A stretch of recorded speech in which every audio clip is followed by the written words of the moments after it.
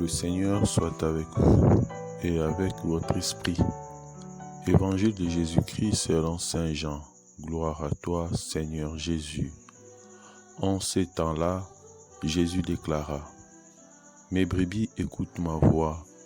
Moi je les connais et elles me suivent. Je leur donne la vie éternelle.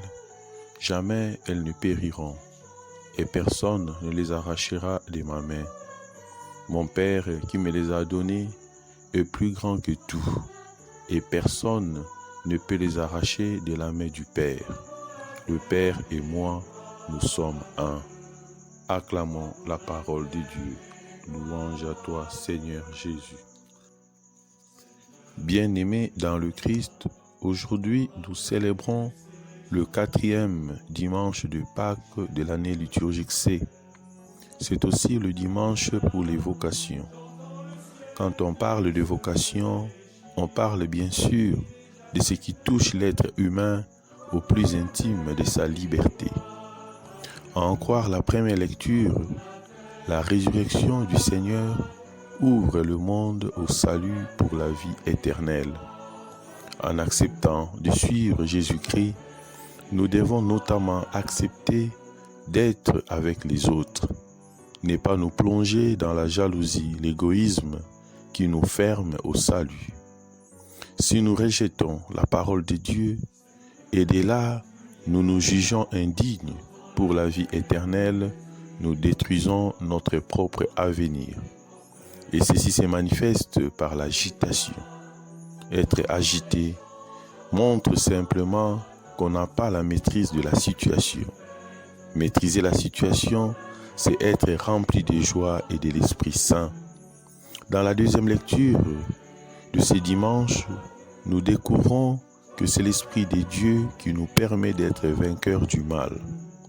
L'Esprit nous permet de traverser la grande épreuve de la vie en lavant nos robes, nos cœurs par le sang de l'agneau, par la bonne nouvelle, par les bonnes actions, par l'amour, par la solidarité, la ferme volonté de faire le bien.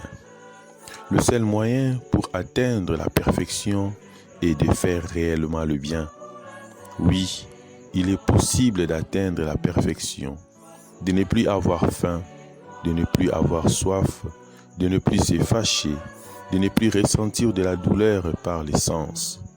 Oui, c'est possible de guérir de nos blessures intérieures, puisque debout devant notre Dieu, il essuiera toute larme de nos yeux.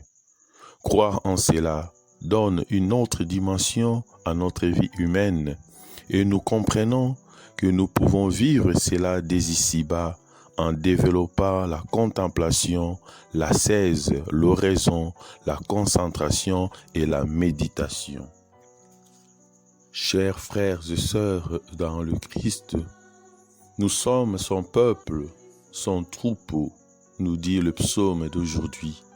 Le Seigneur est bon, éternel et son amour. Sa fidélité demeure d'âge en âge. Il est notre pasteur pour nous conduire aux sources des eaux de la vie. Il est le vrai et le meilleur guide. En ces dimanches, le Seigneur nous invite à la vocation la plus intime de l'être, qui est la vocation d'amour.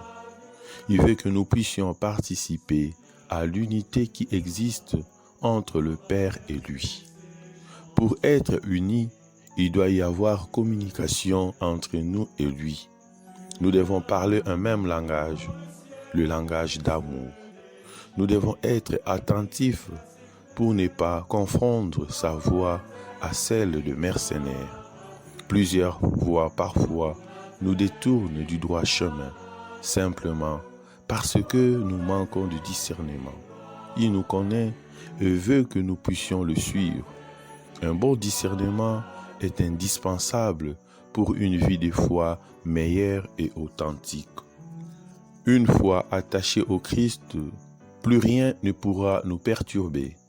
Aucune créature et personne ne pourra nous arracher de sa main, parce que par notre vocation d'amour, nous sommes un don de Dieu fait à Jésus.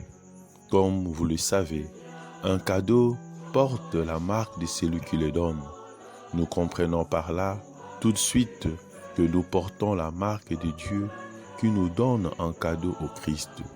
Par ce fait, nul ne peut nous empêcher de devenir ce que nous devons être. Jésus lui-même lui dit, « Mon Père qui me les a donnés est plus grand que tout, et personne ne peut les arracher de la main du Père. » Prions pour que le Seigneur, qui nous appelle tels que nous sommes et qui fait de nous ce qu'il veut, puisse appeler les ouvriers dans sa moisson. Lui qui est le bon pasteur, puisse nous aider à aimer ce que nous sommes, car une vraie vocation ne peut être qu'une vraie rencontre avec lui. Demandons, frères et sœurs dans le Christ, aujourd'hui la grâce d'être fidèles à Jésus, le bon pasteur. Amen.